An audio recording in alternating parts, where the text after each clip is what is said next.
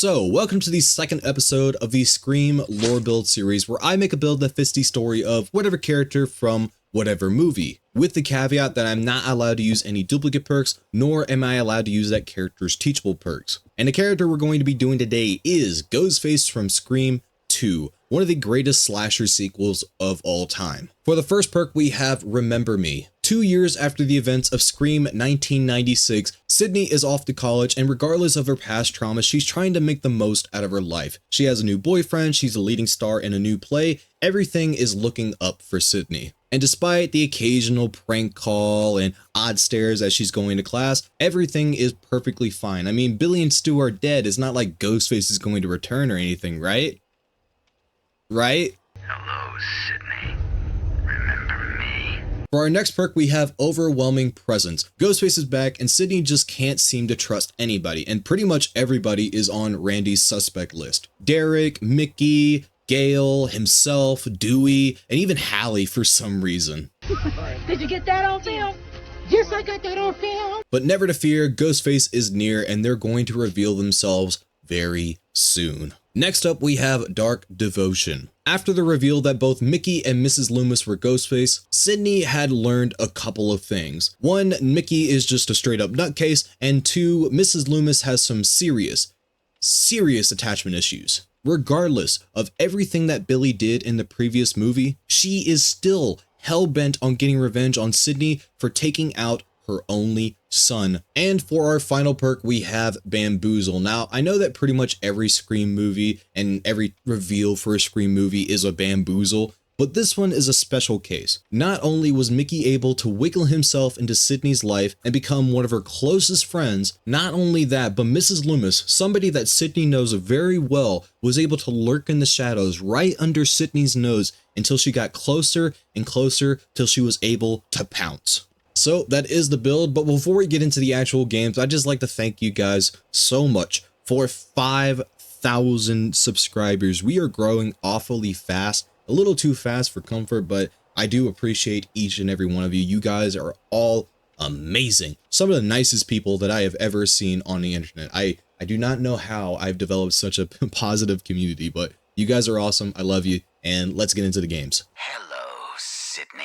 Let's get into the likes and dislikes about Scream 2, and for my very first like, I have the opening. Now, every Scream movie pretty much has a good opening. The only one I can think of that was even somewhat bad was Scream 4. But Scream 2 is by far one of the best in the entire franchise. Not better than the original though, because the original has one of the greatest horror openings of all time. It's not even contested. But the Scream 2 opening is just a bunch of chaotic fun, which sums up Scream 2 in its entirety fairly well. We start off with seeing the events of the original movie play out on the big screen in a sort of parody way. Not really though, because it's supposed to be taken seriously in universe, but to us, it looks like a parody, like a scary movie parody. But seeing that and also having this sea of Ghostface masks, having one person among all these people being an actual Ghostface killer who's targeting this one couple and committing these two murders throughout all the chaos and then getting away with it scot-free. Genius cinema. It was so fucking awesome, man. And not only that, but the kills were also extremely brutal as well. You had the bathroom stall scene, which even though it was a little unrealistic, having Mickey being able to stab through a bathroom stall of all things, like Mickey had to take some fucking steroids to actually pull that off, but nonetheless, it was still cool having a blade go straight through the stall into the guy's head, into his brain. Really cool. And then stealing his clothes to get closer to his girlfriend, tricking her, and then slicing her up among all the chaos right underneath everybody's nose. Oh my goodness, Wes Craven, you are the greatest ever. And since we're actually getting to the kills, let's get to our next like, and that is the kills. Not only do we get a lot of kills in this movie, but we get a lot of quality kills as well. My favorite by far, even though I hate to see it, but the Randy Meeks kill is by far the best kill in this film. And it's not just the kill itself, because the kill itself was pretty mediocre, but the scene leading up to the kill, the suspense with that, having Gail and Dewey and Randy separate, having them find the guy who's making the call. Little did they know that Randy was actually approaching Ghostface himself, unknowingly and also somehow, like Randy just happened to stumble upon Ghostface right in front of the van that Ghostface was hiding in. somehow. But he went out being the shit talker that he is and that we all love, and I just absolutely hate it, and I also love it at the same time. Some other notable kills being the Casey Becker kill, where she got thrown off the second-story balcony of her frat house, which was pretty cool to see, and also the chaos that was with the car scene, with having the cop on the hood and Ghostface trying to shake him off. Even though I think Mickey probably should have just kept on trying to shake him off instead of running into a brick wall of all things. Like, Mickey, I love you, you're a great Ghostface, but goddamn, dude, you are a fucking idiot.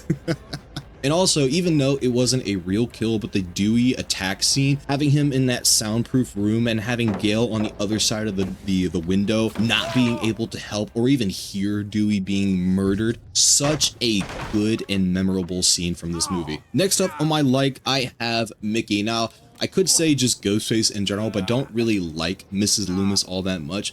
But Mickey is by far one of the best Ghostface we have ever seen in this franchise. Not better than Billy or Stu, and he's certainly not stronger than Roman Bridger, but he's a damn good Ghostface. He pretty much got everything done in this film. He was vicious, he was brutal, he was strategic, he was just batshit crazy the entire time as well. My favorite parts about Mickey is when he's trying to like manipulate Sidney in like little subtle ways. Like, for example, after Derek got slashed in the arm, he's like, why did Derek even go back into that house in the first place? You know, kind of alluding that Derek might be the killer, even though that Mickey is actually the killer.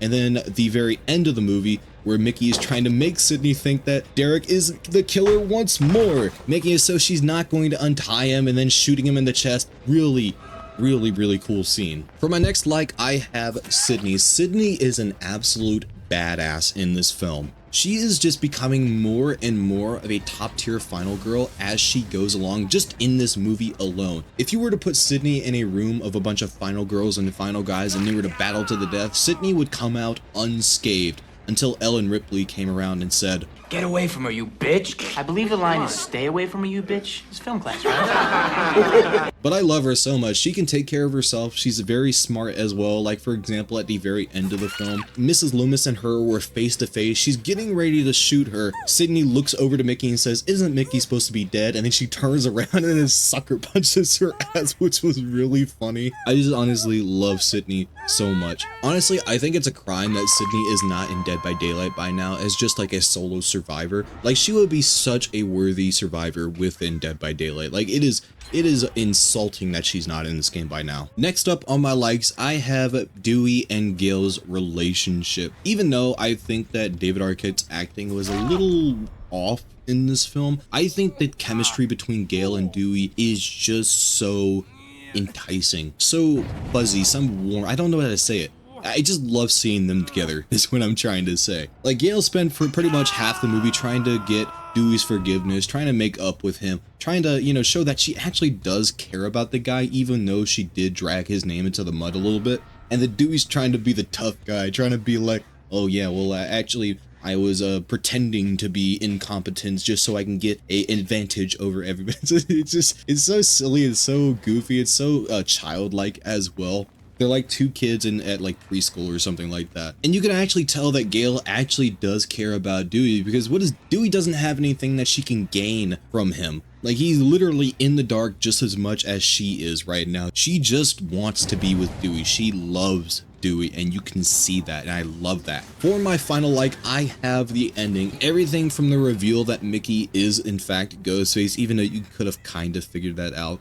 Like, Mickey just disappeared for the third act of this film. He was nowhere to be found. So, you know, you gotta put the pieces together that, hey, Mickey's probably Ghostface. But that scene, and also the manipulation of Mickey with Sidney, still trying to make her think that Derek is the second Ghostface, which he is clearly not. But she doesn't know that, and the whole boyfriend killer, one of my favorite moments from Mickey altogether. And then Sidney coming face to face with Mrs. Loomis for the first time in years at this point. And then the insanity of Mickey saying that he's going to use the fact that he watched horror movies as a motive for all these murders. Really dumb, but also really cool at the same time. And that entire end sequence of Sidney using her environment, her domain, to her advantage against Mrs. Loomis, basically pulling a "not locked in here with you" You're locked in here with me. Just no diffing this girl like there was no tomorrow. And then finally Cotton Weary coming back, being the hero, saving Sydney from Mrs. Loomis, even though I don't like how it seemed like he wasn't going to save Sydney,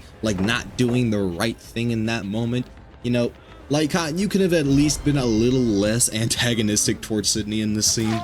Like, Jesus Christ, I was debating whether you were going to save her or not. Like, dude, morality check, hello. That's about it for my likes. Now let's move on to the dislikes. And for my very first one and my biggest dislike about Scream 2, that is killing off Randy. Now, I understand why they did it. They had to raise the stakes somehow. You just couldn't have everybody from the previous film survive once again in the second film. You know, they had to kill somebody off, and that somebody was Randy. And I also have my own little headcanon for why they killed him off, being that Randy is just a little too good for Scream. And I don't mean that like Scream bad and Randy good. No, I mean that as like Randy is just a little too smart. Like, he figured out who each Ghostface was pretty early on. Like, for example, he figured out that Billy was the killer, even though he didn't really suspect Stu to being the killer, but pretty much nobody did at that time. Like, everybody thought there was one killer and everybody's eyes were set on Billy, so Stu kind of flew under the radar a little bit. And even in this film,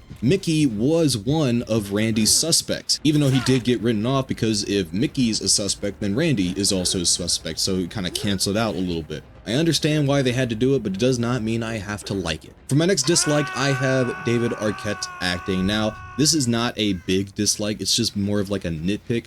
But I just felt like David Arquette's acting was just a little awkward. It was very inorganic. It didn't feel right. It felt very goofy, so to speak. Like, for example, the scene where Randy and Dewey were talking about the possible suspects, and he's being very breathy, being very soap opera-y, kind of, if that's the right word to say.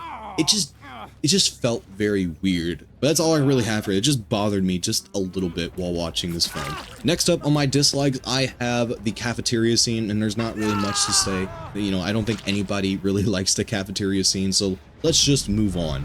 For my final dislike, I have Mrs. Loomis's motivation. Now, I understand, you know, your son got killed, and I feel for you. If I were a parent, I would also be upset if my child got killed. I understand, but we also had to remember that Billy was kind of a monster. Billy did a lot of bad things in the last movie. He killed or helped kill a lot of people. Like, we have to remember that. I just find it very, I don't want to be mean and say stupid, but, you know, stupid and irrational that you're so hell-bent on revenge on Sydney for whatever reason, man. I'm assuming what they were trying to allude to with this motivation is that Mrs. Loomis is also psychotic, and psychopathy is like, it runs in the Loomis family. I can get that. If that was a little bit more apparent in this film, I'd forgive it a little bit more. But it really just wasn't that apparent. It just seemed like she just had an irrational hatred towards Sydney, even after everything Billy did. But that is about it. Let's get into the Loomis meter. And if you don't know what that is, it's basically just a scale from 1 to 6. I shot him 6 times. 1 being bad and 6 being amazing. And for Scream numero 2, I'm going to be giving it a 5 times out of 6. I don't think many would disagree that Scream 2 is probably one of the greatest horror sequels of all time, up there with Halloween 2, Friday 2, Hellraiser 2, Child's Play 2, all those great sequels, and arguably probably has some of the greatest moments in the Scream franchise. So yeah, that's about it. Let me know what you thought about Scream 2 in the comments down below. Hello, Sydney. Another treatment theater match. I know my background gameplay for my likes and dislikes is treatment theater too. So it was pretty nice, pretty nice. Let's go. 2 indoor maps in a row. So I got a question for the video for you guys, and my question is, what character are you currently P100ing in Dead by Daylight? Not one that you already have P100, but what are you currently P100ing, and why are you P100ing that character? Me, I have 4 characters, 5, technically 6 that I want to P100 in the future, and I'm considering. The first one is Frederick Krueger. You know, Freddy is one of my favorite killers in the game just because he's one of my favorite characters in fiction, really. Hello, guys. Got 3 marks right off the bat. Okay, I like it. Hadouken, bang. Also, he also falls under one of my favorite playstyles, being the teleportation playstyle, having map pressure all across the map, which is really fun. So that's a plus. Also, going for like rupture snipes is also really fun. Like breaking chase with somebody and just rupturing a random pallet and hitting them is really funny to do, and also very satisfying. So that part of him is fun. He's not very fun to play against, which I try to consider other people's enjoyment sometimes when I play this game. So if I don't like playing Freddy, then why would I subject somebody else to playing Freddy? Like, that doesn't seem very fair, at least in my opinion. So here's somebody over here. Hi, Quentin.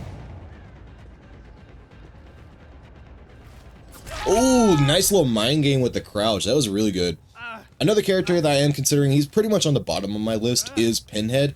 Considering that Pinhead is no longer going to get any updates nor cosmetics or anything like that, I'm very hesitant in doing so. But he's really fun to play. Like, going for chain snipes and for looking for the box is really fun to do. And he was just staring at me. It's unfortunate. Oh no, my controller, shit.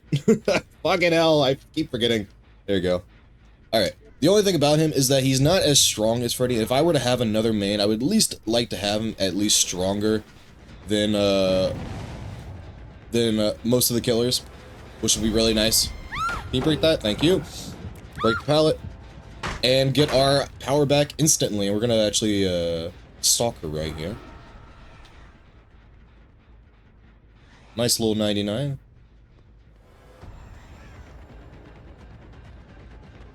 Does she have a pallet to work with? She does not. There we go. Very nice, very nice. Great success. Another character, and probably the most fun out of all four of them, is Booba.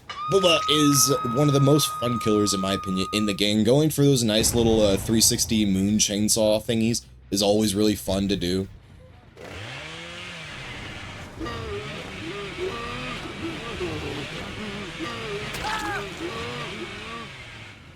Very likely to level him up in the future. Maybe not P100, but still level him up nonetheless.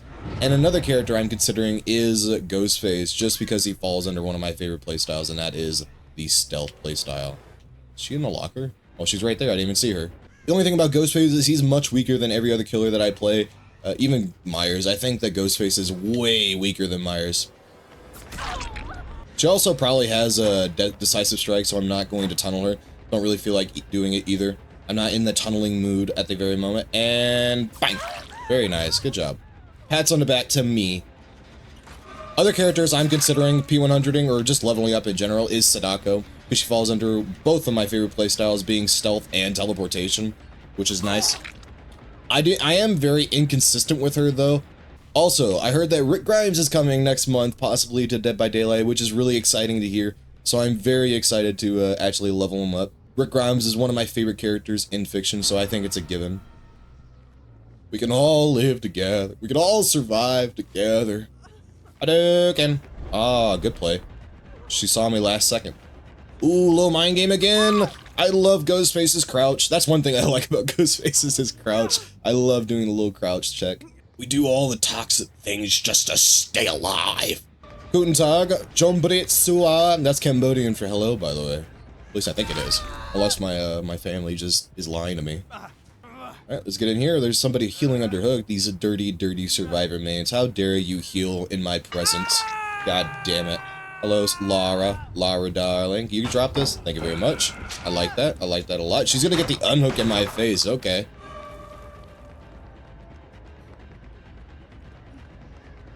And get the hit. Oh, I thought she was gonna go a little wider, but she did not. Nice little hit right there. I'm actually gonna go to this gen over here. I have a feeling somebody's on it. There is. Yoink! Hello, Jane. How you doing? How have you guys been on Dead by Daylight, by the way? The queue times have been rough for me, and also, alongside that, the MMR has been really rough as well. It feels like anytime like there's a new killer that comes out, the MMR just goes haywire. Hey, little reference right there. She just gave up. Okay, I'll take it. I'm not gonna complain. Free kills are always nice. I like it.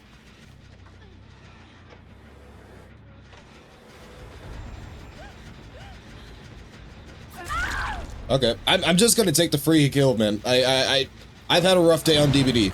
I've had so many games where I just lose instantly. I'm not going to show mercy to you. I'm sorry. I'm done showing mercy. My Rick Grimes impression is horrible, by the way. I don't pretend that my Rick Grimes impression is any good. I can do some things pretty good, but I can't do just a normal, casual Rick voice very well. There we go.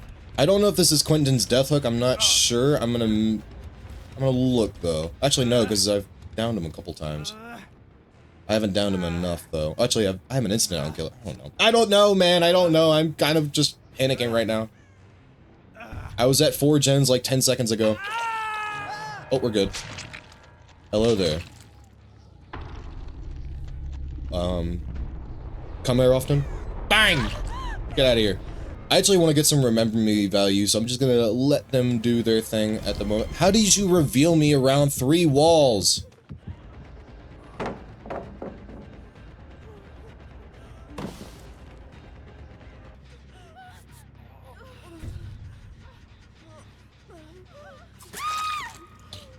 Well, I guess that's about it. I hope you guys enjoyed this game. I hope you enjoyed the likes and dislikes. I don't know what I'm about to say from it because I haven't recorded them yet, but I hope you enjoy, and I'll see you next time. Bye-bye! God damn you.